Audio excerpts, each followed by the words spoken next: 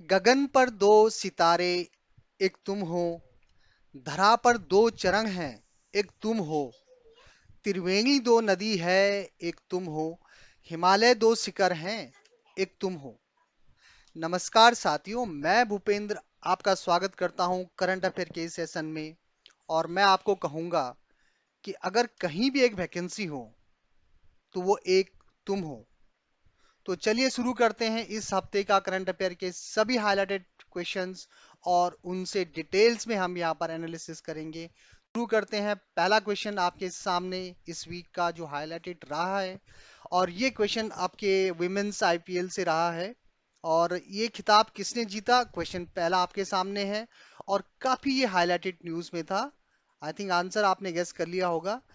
तो royal challenge Bangalore ने Delhi Capitals को हराया था, और जो खिताब था वो जीता था रॉयल चैलेंज बैंगलोर ने। इस फॉर्मेट में हम देख सकते हैं कि ये 20 क्रिकेट का जो फर्स्ट एडिशन था इसको मुंबई ने जीता था। और इससे रिलेटेड चीजें और थोड़ा सा आप डिटेल्स में देख सकते हैं कि यहाँ पर जो है ये फॉर्मेट 20 का पहला फॉर्मेट था। दूसरा क्वेश्चन आपके सामने है, और ये क्वेश्चन है इसी में जो है जो डब्ल्यू वुमेन्स प्रीमियम लीग हुआ था उसमें जो है पर्पल कैप और ऑरेंज कैप जो बेस्ट प्लेयर्स के लिए मिलता है वो अवार्ड किसने जीता था। तो ये काफी इंपॉर्टेंट हो जाता है किसी भी स्पोर्ट्स इवेंट में आईपीएल। और जो विमेन्स प्रीमियम लीग था वो बहुत इंपॉर्टेंट है। तो आंसर आपके सामने आ गया है। सबसे ज्यादा विकेट लेने वाले को जो है पर्पल कैप मिलती है, और वो थी श्रियंका पाटिल। और एलिस पेरी जो हैं सबसे ज्यादा इन्होंने रन बनाए थे और उनको ऑरेंज कैप मिली थी। आप यहाँ पर अपने स्क्रीन में देख सकते हैं एलिस पेरी जिन्होंने 347 रन्स बनाए थे, और उन्हें ऑरेंज कैप का अवार्ड उनको दिया गया था। तो ये इंपॉर्टेंट हो जाती हैं इस सीरीज में। तीसरा क्वेश्चन आपके सामने है साथियों, और जैसा कि आप जानते होंगे कि 2024 में लोकसभा के चुनाव हैं, और ये काफी इंपॉर्टेंट टॉपिक है हमारे लिए भी। और इससे रिलेटेड बहुत सारे क्वेश्चन मैं आपके लिए लेके आया हूं। आप इस सीरीज को जरूर देखिए, काफी डाउट्स आपके दूर हो जाएंगे और काफी कॉन्फिडेंट आप इस तरह के क्वेश्चन में रहेंगे। क्वेश्चन है कि जो चुनाव है वो कौन सी लोकसभा हमारी है। जैसे 17वीं लोकसभा चल रही थी और ये 18वीं लोकसभा है जो 2024 में होगी। तो ये इंपॉर्टेंट हो जाता है। आप इससे रिलेटेड और डिटेल्स में मैं थोड़ा आपको यहाँ पर बताना चाहूंगा कि जो हमारे कॉन्स्टिट्यूशन है उसके आर्टिकल्स 81 में लोकसभा की संरचना को वो परिभाषित करता है। कई बार क्वेश्चन आता है कि लोकसभा की संरचना को किस आर्टिकल्स में एक्सप्लेन किया गया है, तो आप बताएंगे आर्टिकल्स 81 में। दूसरा इंपॉर्टेंट टॉपिक यहाँ से देख सकते हैं, जो पहले आम चुनाव हुए थे वो 1951 में 24 अक्टूबर से 21 फरवरी और 1952 के बीच संपन्न हुए थे। तो काफी लंबा पीरियड ये था। और उसके बाद चुनाव के बाद जो हमारी प्रथम लोकसभा का गठन किया गया था वो 17 अप्रैल 1952 को हुआ था। तो ये बहुत इंपॉर्टेंट हो जाता है यहाँ से हमारे चुनाव से रिलेटेड क्वेश्चंस में। चौथा क्वेश्चन आपके सामने है, लोकसभा चुनाव 2024 कितने चरणों में संपन्न होंगे। जो चुनाव आने वाले हैं हमारे वो कितने चरणों में होंगे, तो आंसर है 7 चरणों में ही चुनाव होंगे। इससे रिलेटेड थोड़ा सा डिटेल्स क्वेश्चन और मैंने आपके सामने लेके आया हूं, जिसमें कि जो प्रथम आम चुनाव के बाद जो है ये जो है 44 दिनों में देश में सबसे लंबे समय तक आयोजित होने वाला ये आम चुनाव होगा। तो जैसे मैंने ऊपर कहा था कि जो सबसे पहले आम चुनाव हुए थे 1950 1951 से 52 के बीच, वो सबसे बड़े आम चुनाव थे हमारे पहले। काफी लंबा टाइम इसमें लग गया था। उसके बाद ये जो हमारे 2024 के आम चुनाव है वो सबसे लंबे होंगे।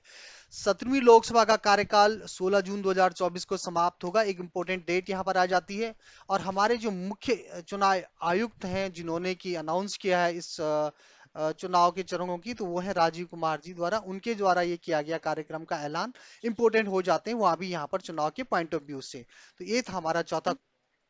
पांचवा क्वेश्चन आपके सामने आ गया है, लोकसभा की अधिकतम संख्या कितनी हो सकती है। हमारे जो मेंबर्स हैं लोकसभा में, काफी बार क्वेश्चन आया हुआ है एग्जाम में। तो आपको याद रखना है अधिकतम संख्या 550 हो सकती है, 550। भारत के आर्टिकल्स भारत के 1949 संविधान के अनुच्छेद आर्टिकल्स में लोकसभा में संसद की अधिकतम जो है 552 सदस्य हो सकते हैं। यहाँ पर मैं आपको रिमाइंड करना चाहूंगा कि यहाँ पर 552 था पहले। तो जैसे कि आप आगे इसी क्वेश्चन को देंगे, जो एंग्लो इंडियंस हमारे दो जो थे उनको हमारे संविधान के अमेंडमेंट्स 104 के तहत हटा दिया गया था। आगे इसके डिटेल्स में मैं आपको दिखाऊंगा।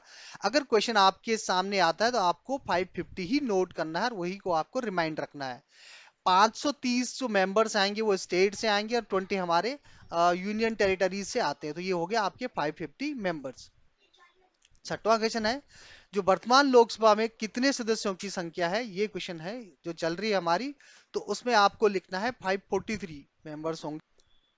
सातवां क्वेश्चन आपके सामने आ गया है और क्वेश्चन है, लोकसभा और राज्यसभा राज्य विधानसभाओं में एंग्लो इंडियन के आरक्षण से संबंधित कौन सा संविधान संशोधन है। जैसे मैंने आपको इस पर डिस्कस किया था कि जो हमारा एक अमेंडमेंट्स आया था जो कि एंग्लो इंडियन के आरक्षण से, उनके रिजर्वेशन से रिलेटेड था, तो वो कौन सा हमारा अमेंडमेंट्स था, संविधान संशोधन था। आंसर आपके सामने है, वो है 104 104 संविधान संशोधन अधिनियम 2020 में आया था 2020 में। इसीलिए इसका नाम 20 आर्टिकल्स जो है 2020। तो थोड़ा डिटेल्स में यहाँ पे देख लेते हैं। 104 में संविधान संशोधन अधिनियम 2020 से पहले भारत के संविधान के 131 अनुच्छेद के तहत एंग्लो इंडियन समुदाय के सदस्यों को राष्ट्रपति द्वारा लोकसभा के लिए नामित किया जाता था। तो जैसे कि मैंने बताया है कि पहले राष्ट्रपति जो है इनको नामित करते थे, और उसके बाद 104वें जो ये संशोधन था, इसके तहत राज्य के लोकसभा और राज्य विधानसभाओं में एंग्लो इंडियन के लिए सीटों के आरक्षण को खत्म कर दिया गया। तो यहाँ पर आपने देखा कि 552 से 550 हो चुका है ये हमारे मेंबर्स अधिकतम। और एससी और एसटी के लिए आरक्षण को 10 साल के लिए बढ़ा दिया गया था। ये इंपॉर्टेंट हो जाता है 104वां जो संविधान संशोधन था। चलिए, ये था 8वां क्वेश्चन आपके सामने। संसद में पूर्ण बहुमत के लिए सीटें कितनी होनी चाहिए, यानी कितना परसेंट हमें सरकार बनाने के लिए हमारे पास अपना बहुमत होना चाहिए। तो किसी भी पार्टी या गठबंधन को कम से कम 50% आपका बहुमत लाना होगा और मेजोरिटीज लानी होंगी। 272 सीटें वो आती हैं, यानी 272 सीटें आपके पास होनी चाहिए सरकार के गठन के लिए। 9वां क्वेश्चन आपका आ गया है और ये आया है हमारे एनवायरनमेंट से रिलेटेड है। इस वीक में ये काफी हाईलाइटेड था। विश्व वायु गुणवत्ता रिपोर्ट कौन सी संस्था जारी करती है। तो ये एक संस्था है जो Swiss Swiss agency IQ air जो है, वर्ल्ड में जो एयर क्वालिटी की रिपोर्ट जारी करती है।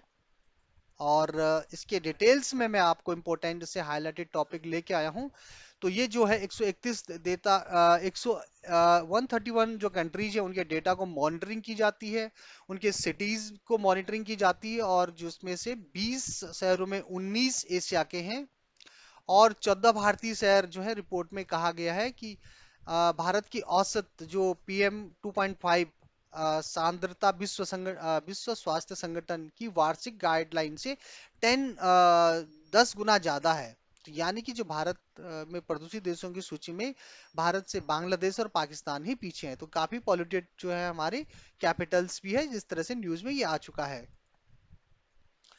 क्वेश्चन आता है यहीं से कि जो हमारे पीएम 2.5 और 10 क्या है। तो इसके डिटेल्स जानना आपके लिए जरूरी है कि जब वायु पॉल्यूशन की बात आती है तो उसमें बार बार एक आपके सामने आता है कि पीएम 2.5 और 10। तो ये है इसकी जो फुल फॉर्म है, पार्टिकुलेट मैटर्स 2.5 और 10 माइक्रोस्कोपिक डस्ट पार्टिकल्स ये होते हैं, और इनको ही पीएम 2.5 कहा जाता है। और इनके बारे में डिटेल्स में थोड़ा देखिए, इससे इंपॉर्टेंट हाईलाइटेड, यह हमारी बॉडी के नेचुरल जो फिल्टरनेस प्रोसेस से बच निकलता है। हमारी बॉडी इसको फिल्टर नहीं कर पाती इन पार्टिकल्स को, इसके लिए हमारी बॉडी में आराम से हमारे जो है हेल्थ को ये जल्दी नुकसान पहुंचाता है। और डिटेल्स जो वर्ड डब्ल्यूएचए की डिटेल्स में देखिए, यहाँ पर आप देख सकते हैं कि जो ह्यूमन जो डायमीटर्स है, देखिए वो फिल्टर करने का 5.50 टू 70 माइक्रोन है। और जो ये पार्टिकल्स हैं, ये 2.5 पार्टिकल्स हैं, ये फिल्टर नहीं हो पाते हमारे बॉडी में और ये हमारे ब्लड में जाते हैं, जहां से कि हमारे सेहत पे नुकसान पहुंचाते हैं। तो ये डिटेल्स भी इंपॉर्टेंट हो जाती है कि ये जो दोनों 2.5 और जो PM10 है, जो पार्टिकल्स हैं, काफी बहुत ही छोटे स्मॉल साइज में होते हैं, और ये जो है हमारे हेल्थ को नुकसान पहुंचाते हैं। 11वां क्वेश्चन आपके सामने है। हाल ही में किस कंपनी को मिनी रत्न कंपनी का दर्जा दिया गया है? एक कंपनी थी इंडिया में, काफी पॉपुलर, काफी बड़ी कंपनी है, और ये पब्लिक सेक्टर की कंपनी है। तो इसका नाम है ग्रिड कंट्रोलर ऑफ इंडिया, यानी ग्रिड इंडिया भी इसको कहा जाता है। तो इसको जो है मिनी रत्न कंपनी का दर्जा दिया गया है। कंपनी से इसी से रिलेटेड और क्वेश्चन हम लोग डिटेल्स में देखते हैं। जो पॉसिबिलिटी होती है वो हम डिस्क्राइब करते हैं यहाँ पर। तो कई बार क्वेश्चन आता है कि भारत में 2024 तक 10 कंपनियों को महारत्न का दर्जा दिया गया है, और इससे भी बहुत सारे क्वेश्चन बनते हैं। तो ये इंपॉर्टेंट हो जाता है, ये 10 कंपनियां जो हैं टॉप, जो हमारे पब्लिक सेक्टर की कंपनियां हैं।